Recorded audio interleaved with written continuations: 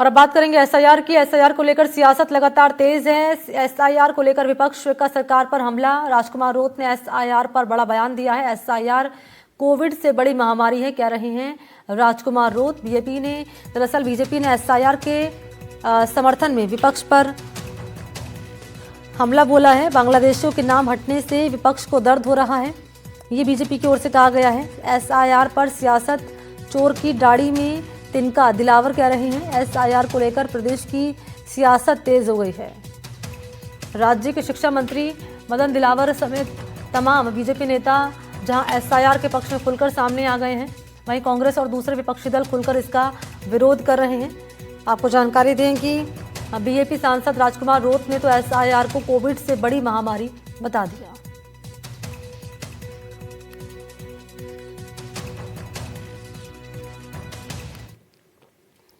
निष्पक्ष चुनाव हो, शुचिता के साथ में चुनाव हो और मतदाता सूची का समय पूर्वक पुनरीक्षण होता रहे, ये जिम्मेदारी चुनाव आयोग की है और संविधान प्रदत्त अधिकारों के तहत चुनाव आयोग इस दायित्व को पूरा करता है। इस देश में अनेक बार इस तरह से स्पेशल इन्वेस्टिगेटिव रिव्यूज़ मतदाता सूची के हुए हैं। कांग्रेस पार्टी और कांग्रेस पार्टी के मुखिया महाराष्ट्र चुनाव के बाद में इस तरह के खुद आक्षेप लगा रहे थे कि मतदाता सूची में नामों में गड़बड़ी है। उसके बाद में कभी वो हाइड्रोजन बम के नाम पर और कभी एटम बम के नाम पर इस तरह के खुलासे करते रहे। एसआईआर कुछ नहीं है, मतदाता सूचियों का विशेष गहन परीक्षण है। ये होना ही चाहिए ताकि कोई बोगस मतदाता, गलत मतदाता न रहे। एक मतदाता के दो जगह, तीन जगह नाम न हो और सबके वाजिब लोगों के सबके नाम हो, इसलिए मृत लोगों के नाम कट जाएं, तो ये होना ही चाहिए। परंतु क्यों नहीं हो हल्ला कर रही कांग्रेस? मुझे लगता है कि इन्होंने शायद कुछ बांग्लादेशियों के, पाकिस्तानियों के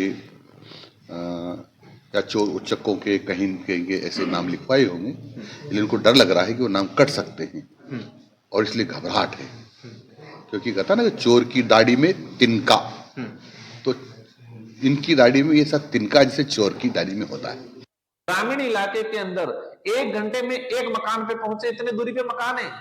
दिल्ली और जयपुर में रहने वाले पता है चुनाव आयोग और सरकार को कि भारत कितना बड़ा है, भारत के घाट कितने बड़े हैं, पहाड़ है, नदियां हैं, नाले हैं। एक एक घर को पहुंचने के लिए आधा 1 घंटा लगता है। तो एक बीएलओ 50 जगह कैसे पहुंचेगा? इतना बर्डन डाल रखा है। रात की 10-10 बजे तक अधिकारी कर्मचारी काम कर रहे हैं, सारी योजनाएं। और इस सरकार में और इस साल में कोविड से भी भयंकर महामारी आई है, वो सरकार महामारी लाई है एसआईआर के रूप में, और सरकार की अन्य प्रचारक जो नीति लाई है वो। कोविड में स्कूलों का बच्चा बिगड़ा, उस समय स्कूल बंद रही, लेकिन आज स्कूल खुली है, बच्चा जा रहा है, लेकिन सारे के सारे टीचर एसआईआर में लगे हुए।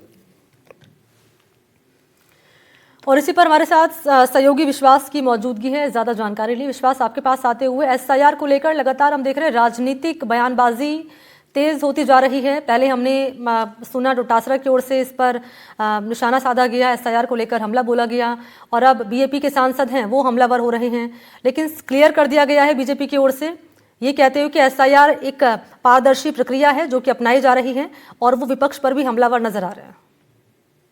जी बिल्कुल, देखिए एसआईआर को लेकर के इस वक्त जो सबसे बड़ा मुद्दा है ये एसआईआर बना हुआ है। जिस तरीके से कांग्रेस इस पूरे मुद्दे को, बिहार में जब एसआईआर की शुरुआत हुई थी उस समय से इस पूरे मुद्दे को लेकर चल रही है, और एक बड़ा कैंपेन जो है, एक बड़ा नैरेटिव जो है वो कांग्रेस की तरफ से चलाया जा रहा है। उसके बीच में अब जैसे ही राजस्थान में एसआईआर शुरू हुआ, उसके बाद में बड़े स्तरों पर कांग्रेस पार्टी में मीटिंग हुई, और उसके बाद में पक्ष को यानी सरकार को घेरने की जो प्रक्रिया है वो शुरू हुई। इसी बीच में जो राजस्थान में तीसरा धड़ा है उसमें जो प्रमुख स्थान रखते हैं राजकुमार रौत, भारत आदिवासी पार्टी के लीडर, उन्होंने भी इसको लेकर के सरकार पर निशाना साधा है। उन्होंने ये बताया है कि जो काम का तनाव है, काम का जो दबाव है सरकारी कार्मिकों पर, उस बात को मुद्दा बनाया, और साथ ही एसआईआर को जो एक गवर्नमेंट मेड ट्रेजेडी जो है, मतलब कहने की कोशिश की है कि कोरोना के बाद में सबसे बड़ा जो ये आपातकाल आया है, ये बड़ी महामारी जो है ये एसआईआर आई है।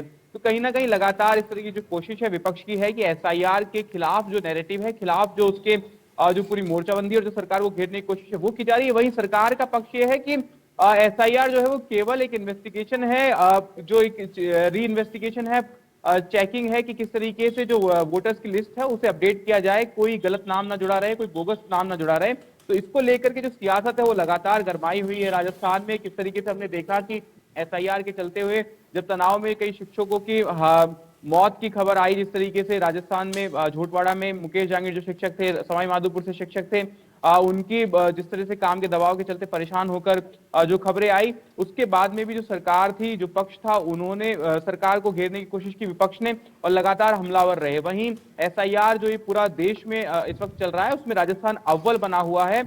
तो इस बात को लेकर भी विपक्षी पार्टियों की तरफ से ये सवाल उठाए जा रहे हैं कि नंबर 1 रहने के चक्कर में, नंबर 1 करने के चक्कर में जो कार्मिक है उन पर दबाव ना दिया जाए। हालांकि इस चीज को संज्ञान में लेते हुए जो चीफ इलेक्टोरल ऑफिसर है उन्होंने इस तरह की राहतें जो है बीएलओ के लिए जारी किए हैं, आदेश जारी किए हैं कि आप अतिरिक्त कार्मिक लगा सकते हैं, आप सहायता ले सकते हैं, किसी सेल्फ हेल्प ग्रुप की सहायता ले सकते हैं, आंगनवाड़ी कार्यकर्ताओं को लगा सकते हैं, साथ ही अगर डिजिटलाइजेशन में कोई दिक्कत आ रही है तो उसको भी इस्तेमाल कर सकते हैं। लेकिन फिलहाल एसआईआर जो है राजस्थान की सियासत में एक बड़ा मुद्दा बन चुका है और इसके जरिए वोटर्स के तक, और इसका एक मैसेज ये भी है कि जो टीचर्स जो हैं, जो कि खासकर बीएलओ में लगाए गए हैं, इसके अलावा जो अन्य कार्मिक हैं, चाहे वे पटवारी हों, आंगनबाड़ी कार्यकर्ता हों, चाहे ग्राम सेवक अधिकारी हों, जो गवर्नमेंट कर्मचारियों का जो काडर है उस तक विपक्ष जो है अपनी बात पहुंचाना और इसको लेकर विश्वास कांग्रेस पार्टी प्रदर्शन भी करने वाली आने वाले वक्त में। तो जिस तरीके से जो मैटर है ये बढ़ता हुआ नजर आ रहा है, आने वाले वक्त में क्या तस्वीर नजर आएगी इस मामले को लेकर, ये भी आपसे जानेंगे। फिलहाल के लिए शुक्रिया आपका।